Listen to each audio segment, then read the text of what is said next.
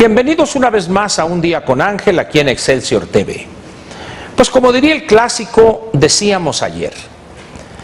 El comentario de ayer fue la primera parte de un comentario general que haré sobre el campo mexicano. Nos quedamos ayer en un pequeño y muy breve resumen diciendo que en el campo mexicano sobraba mucha gente, de 25, 26, 28 millones de mexicanos que viven en las zonas rurales de nuestro país. La economía de ese espacio económico escasamente puede albergar en condiciones razonables empleo, un empleo digno, servicios de educación, salud, etcétera, 10, 12 millones de mexicanos. Y hoy me comprometí a comentar con ustedes las consecuencias de esta última característica del desarrollo del campo mexicano en los últimos 80 años, si usted plantea el principio de este periodo en 1934 y lo cierra en el 2014. En economía, cuando uno habla de crédito, se refiere a algo que es muy preciso. Lo que debe haber primero para hablar de crédito es un proyecto de inversión. Nadie pide crédito o ninguna institución otorga crédito en abstracto. Así sea para comprar una lavadora o un electrodoméstico en su casa, hasta para construir una explotación porcícola de 40, 50, 60 mil vientres o una capacidad mayor. Siempre debe existir, antes de cualquier otra cosa, repito, cuando se habla de crédito, de un proyecto de inversión. Los demagogos en este país suelen hablar de proyectos productivos. Quiero decirle a usted que todos los proyectos producen algo. El problema no es producir o no, sino el problema central cuando se habla de crédito y de proyectos es que estos últimos deben de producir a un costo tal, a un costo unitario de lo que se vaya a fabricar tal, que el mercado esté dispuesto a comprarlo y que el precio que va a pagar por ese producto o por ese servicio le alcance al inversionista para recuperar sus costos, para regresar el capital a la fuente que lo financió y los intereses correspondientes y obtener él una ganancia legítima. Entonces, pues, crédito, cuando escuche usted hablar de crédito, particularmente en actividades económicas, debe de pensar que lo primero que debe haber en esa plática o en ese espacio son proyectos de inversión. Segundo, estos proyectos deben de ser rentables. Y cuando hablamos de rentabilidad estamos queriendo decir esto que le expliqué hace un momento. Debe el proyecto producir algo, lo que fuere, a un precio tal que el mercado esté dispuesto a aceptarlo. Pero además debe producir algo que el mercado le interese adquirir. Porque usted puede producir ahorita televisiones en blanco y negro de perilla, pero esas hace 30, 40 o 50 años que ya dejaron de ser aceptadas por el mercado. Entonces, si usted quiere producir televisiones para venderlas en el mercado, estas cuando menos deben de ser HD, alta definición. Y por supuesto que las debe producir usted a un precio unitario tal que pueda competir en el mercado con las otras marcas que vienen no necesariamente de México, sino de otros países. Entonces ya llevamos dos elementos. Debe haber un proyecto de inversión. Segundo, ese proyecto debe ser rentable.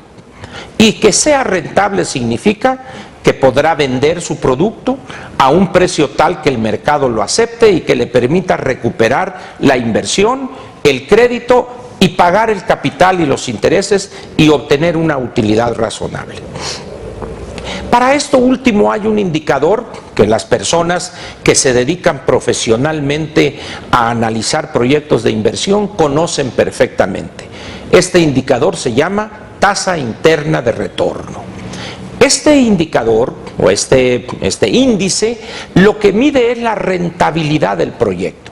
Y en función de los resultados de este índice, de esta TIR famosa como se le conoce, la fuente financiera decidirá en consecuencia si debe financiar el proyecto o no.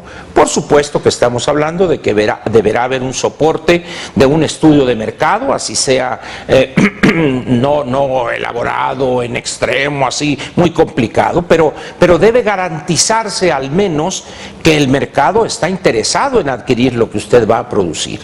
Debe ser viable desde el punto de vista técnico, que la tecnología que implica producir ese bien esté disponible en el mercado. Tercero, que tenga características en cuanto a diseño, presentación, etcétera, que responda a las tendencias que acepta o que prefiere el consumidor.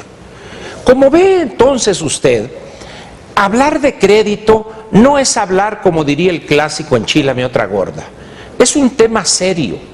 De tal manera pues que cuando la Secretaría de Hacienda anuncia que en este nuevo nombre de financiera rural, financiera para el desarrollo universal, espacial, agropecuario, rural, forestal, silvícola, etcétera, lo primero que tiene que garantizarse para que este ente suelte un peso es garantizar todo lo que dije antes.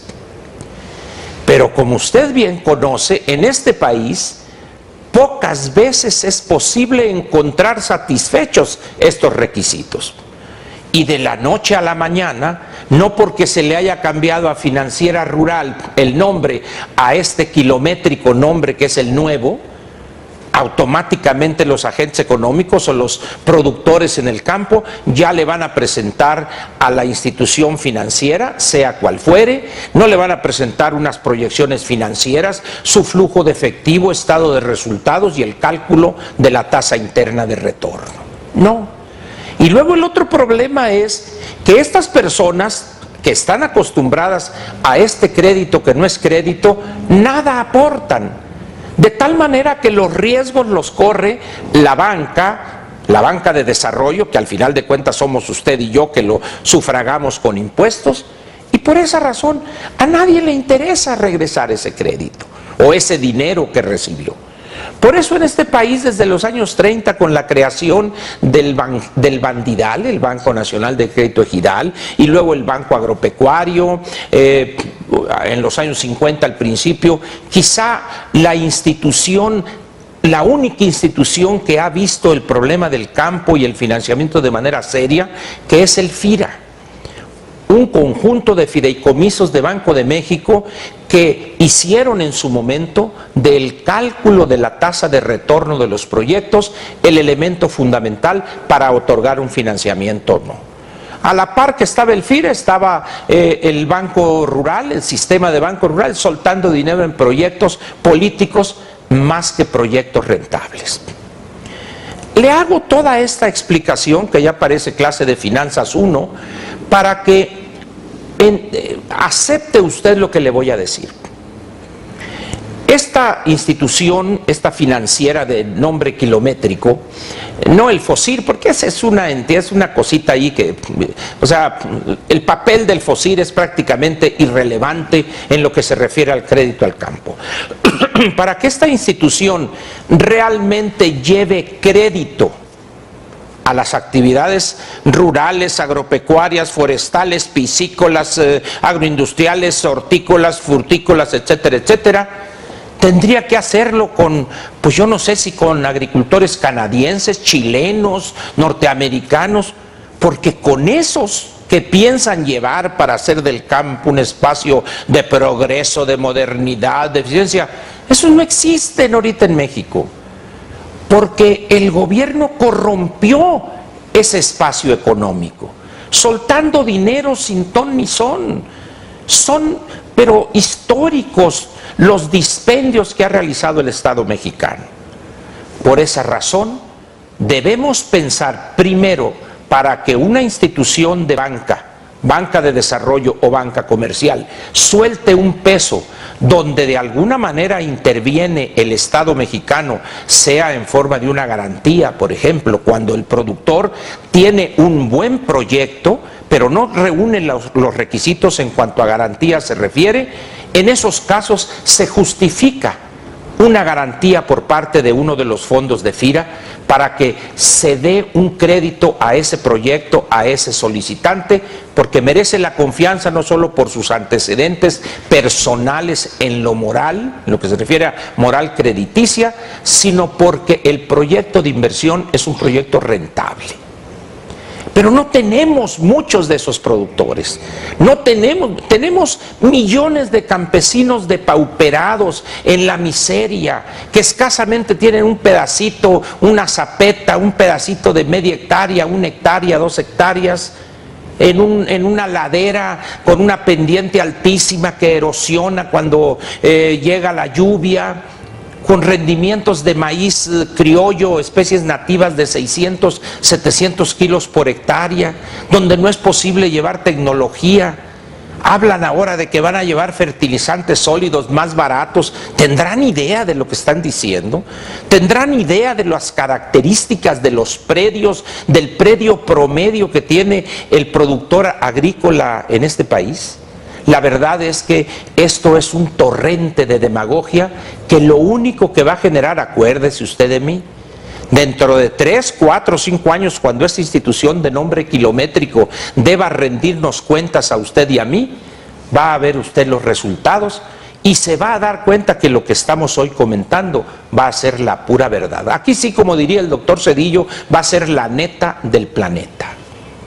Debemos parar esa sangría de tirar recursos por el caño. Debemos ir al fondo de los problemas del campo, que no es otro que modificar de raíz el artículo 27, esa fracción 15ª que dice: en el país, en México, no habrá latifundios, pero no hay una sola ley donde se defina qué es latifundio. ¿Qué es latifundio? Nadie sabe. Todo el mundo tiene ahí su idea, que es una explotación muy grande, que esto, que controla, pero no está la definición jurídica de latifundio. Y dice: pequeña propiedad, 100 hectáreas de riego o su equivalente en buen temporal, bosques 800 hectáreas. Y dice todavía que si es cultivo de algodón son 400 hectáreas. Hágame usted el favor, a estas alturas, ¿por qué? Porque eso fue redactado hace 100 años. Por eso termino diciéndole a usted que esto que nos ha anunciado la Secretaría de Hacienda, en términos prácticos, no va a tener efecto positivo alguno. Habló el secretario de Agricultura, de Zagarpa, Agricultura, Ganadería, no sé qué más. Estamos a punto de ver la gran reforma del campo mexicano, pero luego dice: pero no vamos a reformar la Constitución. Se amoló el asunto. El campo seguirá entonces su caída libre y quién sabe cuándo se podrá detener. Le agradezco a usted su presencia conmigo aquí en Un Día con Ángel en Excelsior TV y lo invito a que mañana comentemos un tema que tiene que ver con la emigración de mexicanos a otros países. Espero que le resulte interesante. Muchas gracias y muy buenas noches.